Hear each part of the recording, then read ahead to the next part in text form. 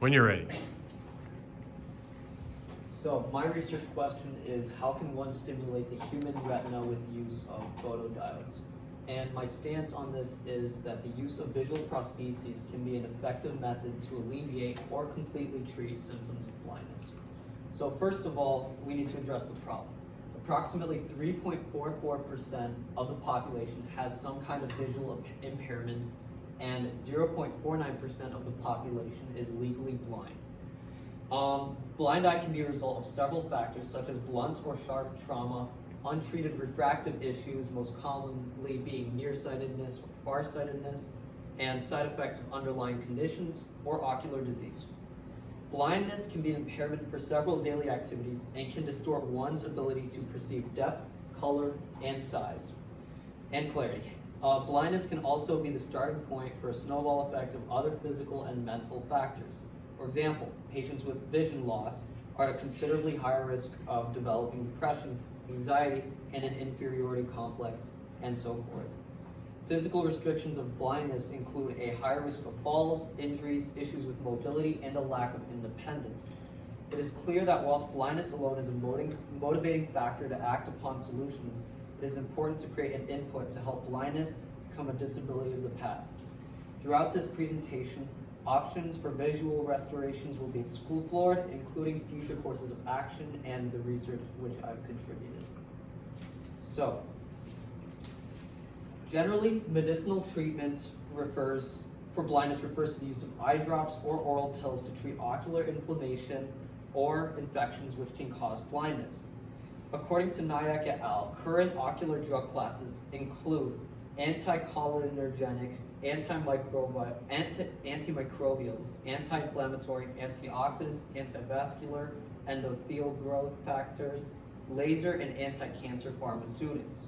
An example of a form of blindness that is treated medicinally is inherited retinal dystrophy. Inherited retinal dystrophy is a degenerative disease that causes retinal damage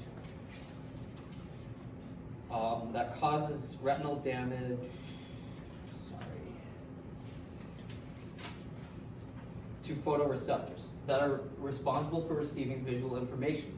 When the RPE65 gene, which is responsible for producing proteins which are vital to retinal health, undergoes a mutation which is usually genetic, protein production is reduced or completely stopped. Damage to these cells can cause some forms of color blindness and temporary blindness. And as you can see here, here is a healthy eye, and you can see the outer nuclear layer with the cones and rods which are responsible for the vision of colors is significantly reduced when damaged by retinal dystrophy.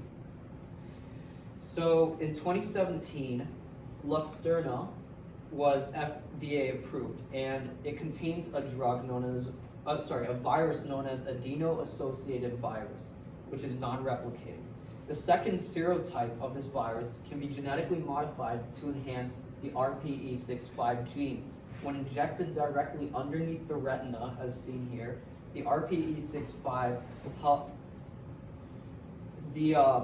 RPE65 can help the retinal cells produce the protein which is essential for vision and can restore a patient's loss. Clinical trials have shown that Luxturna has a 93% success rate. Surgery.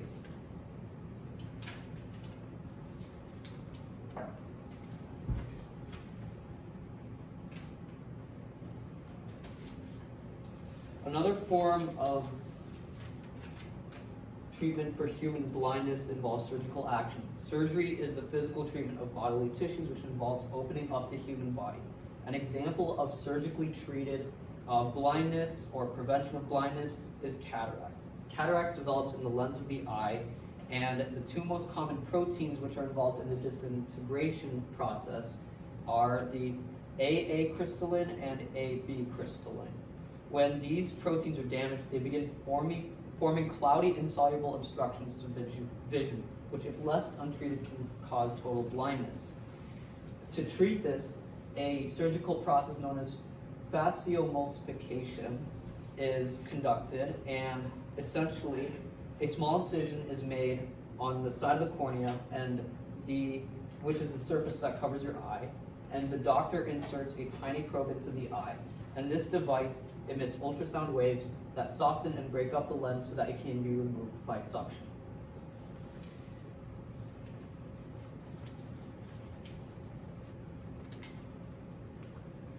Now, electroceuticals are pushing, as scientists push the limits of possible treatments for blindness, an entirely new form of therapy has been popularized, especially within the last decade. Electroceuticals are a category of neural implants that use electrical engineering as a form of restorative treatment. To treat blindness, various existing models, such as the Argus II retinal prostheses, released in 2013, has been developed. The Argus II operates by stimulating the retinal cells to create artificial vision by using diminutive electrical signals emitted from a video camera, as seen right here attached to the glasses. The signals are digitized by a portable computer and transmitted to an electrode array inside of the eye by replacing the retina as a stimulant for the brain-eye axis. However, the development of a visual prosthesis, of an ocular prosthesis that operates completely inside of the eye, is still yet to come out. However, in development at the University of Minnesota, Dr. McAlpine has this project in progress in which he uses lab-made polymer photodiodes that can be three-dimensionally printed on surfaces of human tissue. The silver ink was printed on a hemispherical surface to act as a base, and the polymer photodiodes can send signals using the absorption of light to stimulate the retinal cells. According to Dr. McAlpine, a 3D printed model had a 25% efficiency rate in converting light into electricity, which is extremely high for a prototype.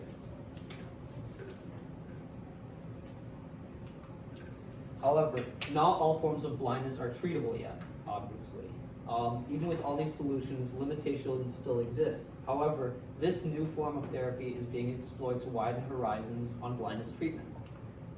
So, to continue pushing the development of bionic eyes or electroceuticals and to address my own issues of monocular blindness due to trauma, this project was started to develop a prototype for a device that can effectively convert light signals into a stimulant for the optic nerve. While cameras have been used in the past, recent prototypes such as the McAlpine prototype have shown promising results using photodiodes.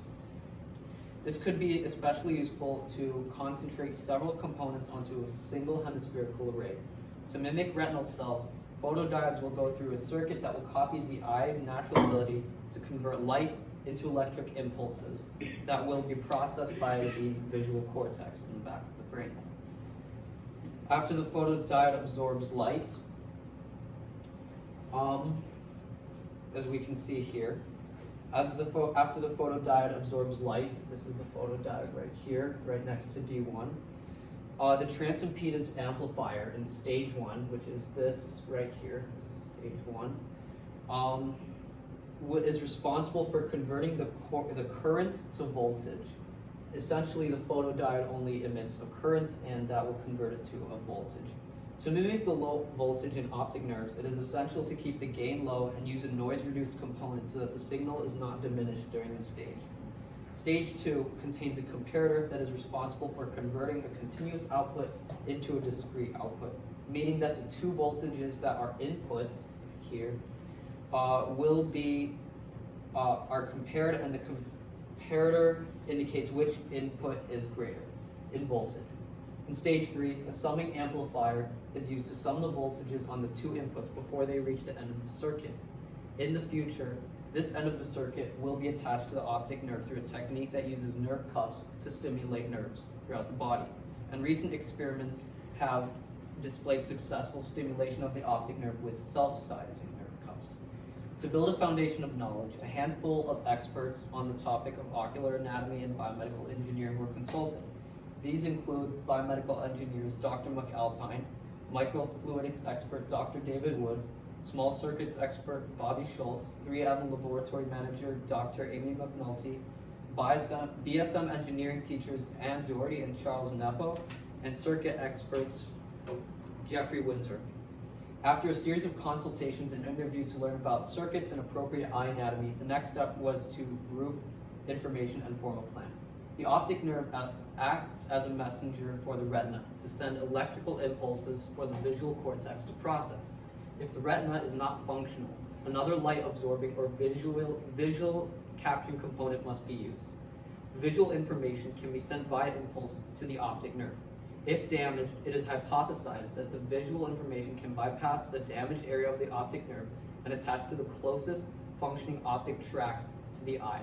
However, this will need to be tested in the future with better resources. To test this hypothesis, one would need much more complex equipment than what can be found at BSM. This is definitely a future experiment. The goal for this year was to design a prototype of a light-absorbing circuit that can emit electrical signals in the fashion of an eye. The human eye sends impulses at an action and resting potential of 40 millivolts and negative 70 millivolts. Therefore, it is necessary to maintain this in the circuit to ensure that no damage is done. So, in terms of results, it is clear that there are some improvements to be made. With the circuit that was made, it was found that insufficient photodiodes were used to stimulate the eye. Essentially, with only using one photodiode, there's not enough accuracy, not enough information that can be brought to the eye for it to see things, for example, read larger text. In this case, the patient would most likely only be able to see some light. So, in order to fix this, a hemispherical array of photodiodes could improve this. A nerve cuff, which connects to the optic nerve, was not made because I'm not a licensed surgeon, so I can't do that. Further research on how to properly operate comparator to set an accurate resting potential, accurate active and resting potential of 40 millivolts and negative 70 millivolts still needs to be accomplished. That I need to consult most likely Bobby Schultz again at the U of M. And there were, in this year, several times that parts needed to be reordered in order to fix some aspects of it. However, there were some successes. The circuit will emit an accurate millivolts if the photodiode is appropriately used, and the current of photodiode converted into voltage effectively. So this first stage here.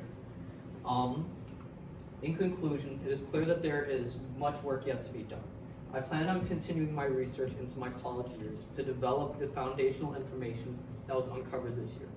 I have yet to develop a sense of circuitry in biomedical engineering studies, but a good foundation was set this year. In the future, I'll keep in mind the issues with the tests done with the current prototype, and by the end of the school year this year, I will keep working on it, and I hope to have a fully functioning one by the end of the year. Thank you. All right, thank you. How did your initial exploration of the scholarly conversation lead you to your final project goal?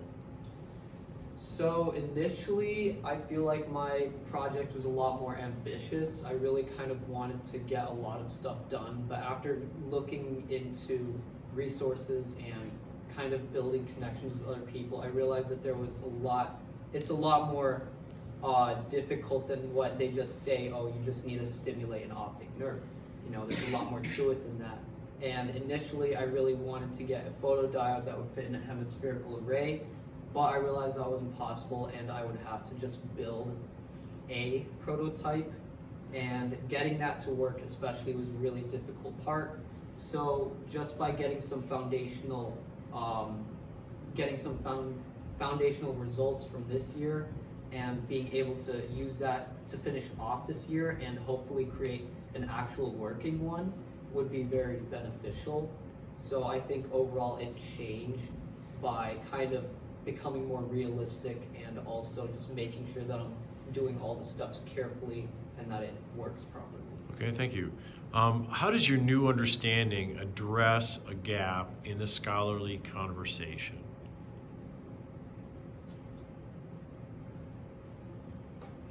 So I feel like my new understanding of this, it kind of shows that in order to, just kind of referencing to my last answer too, I feel like there's a lot more complicated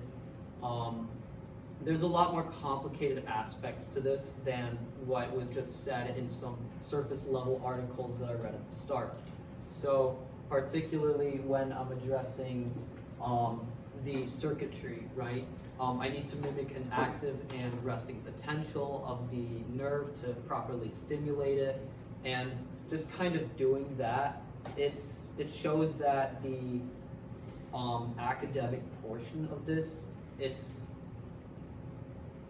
trickier and it's going to take a few years to perfect this, but I'm really happy with the foundational learning I have so far. Okay, thank you. One last question. How did your expert advisor facilitate your deeper understanding of the research process? So I had a few expert advisors. Obviously there was Dr. McAlpine, Dr. McNulty, there were the engineering teachers here at BSM. And I feel like mostly the way it was supervised was Dr. Nepo would always help me, and the visiting engineering teacher, he's a substitute, he specializes in large circuits, even though he doesn't specialize particularly in small circuits. He was definitely able to help me, guide me in the right directions, and he definitely gave me some good advice on how to mimic certain aspects of the eye that I will use in the future. And I feel like his advice pushed me in the right direction to be able to dive into waters that just haven't really been explored as much before. And just completing this research, he was always there, open to questions. Okay, thank you.